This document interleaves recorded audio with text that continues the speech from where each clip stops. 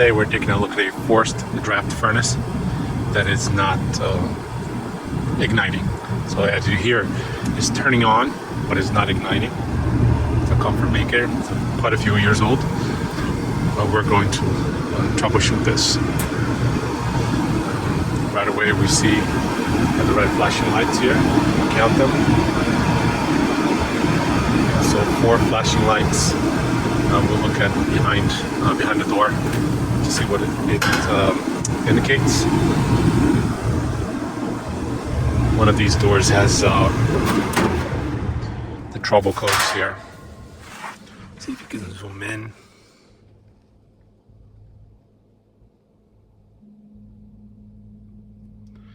And as you can see, 4 flashes is indicating an open high limit switch. So we'll take a look at that. It should be this guy right here.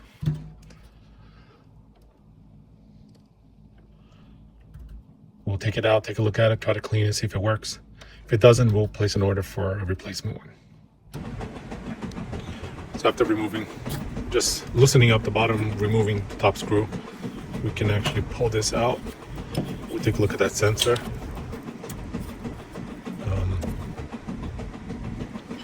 Unless you have additional tools to check continuity and all those greater things, we'll just take down the part number here, and we'll order a replacement. Hopefully we'll get here before the weather gets very, very cold outside. As of right now, everything seems to be okay. So let's remove these wires here. It's a good thing we take a couple of videos here and make sure that we get the wires back into their proper location. So I'm going to unplug these wires here and take out the sensor. Make sure you keep power off of your unit while these wires are loose. You don't want to power to the unit and this making contact with any of the metal pieces or parts in here. You don't want to short circuit any additional items. So it's been a few days since we placed that order. It arrived. We're going to open this up and hopefully it's the correct part.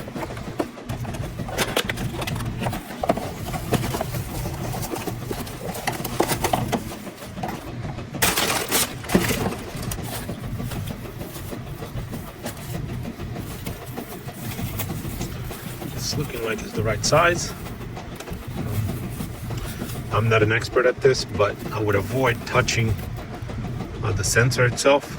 Your hands and your fingerprints have oils. I don't know if it does anything to the sensor itself, so I would avoid touching this part, the metal piece at the end. Let's try to do a side-by-side comparison here and get the old one.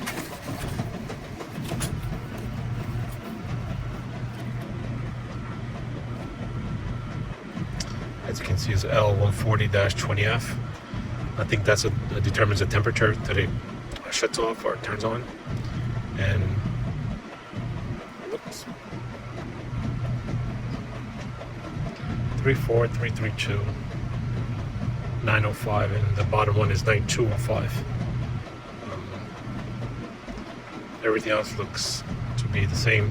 36T01B3. And the original one does say J9426 Mexico. This one does not. I'm not sure if it has anything to do with where it was manufactured. They look the same length. Here it looks to be about 2.5 to 3 inches. All right, so we'll replace that now. Again, same as removing it. Let's see if you can insert here. You lean on the bottom screw. Oh. Hopefully I didn't lose the other screw. Let's see. Oh, here it is. Place it on top here.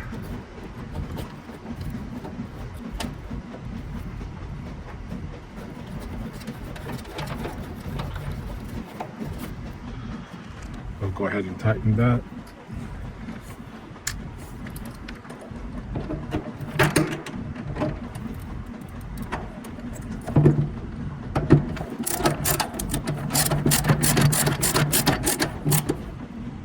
nice and tight. We'll plug them back into their original position.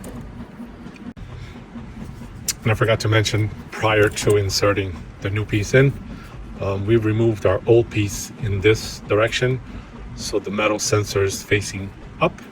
We want to reinsert or insert the new piece the same direction. I am not sure if it makes a difference on the polarity here. We do have two different wires going into it, so I figured make sure you insert with your metal sensor pointing up, same way it was removed. In my case, it's pointing up, so your case may be different, but make sure it's following the same as the original.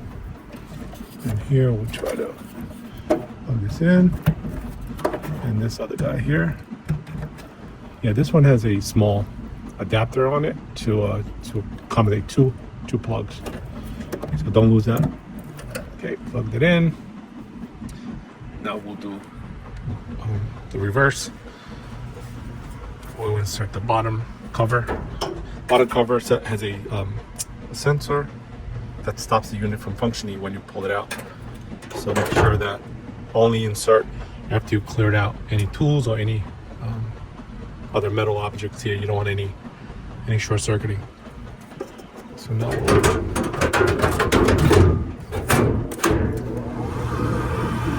unit turned back on. We're focusing on these lights here. Actually, the single light. We're hoping that the error message doesn't return and that the unit actually fires up.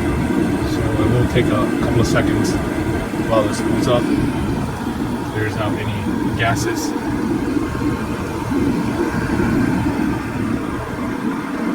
And once we hear the click, no flashing error messages yet.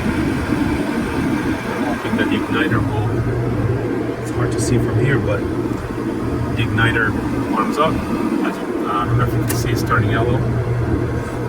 There it is. Turns yellow until it burns hot, so that ignites the unit. And no flashing lights as of yet, which is a good sign. Very hard to see.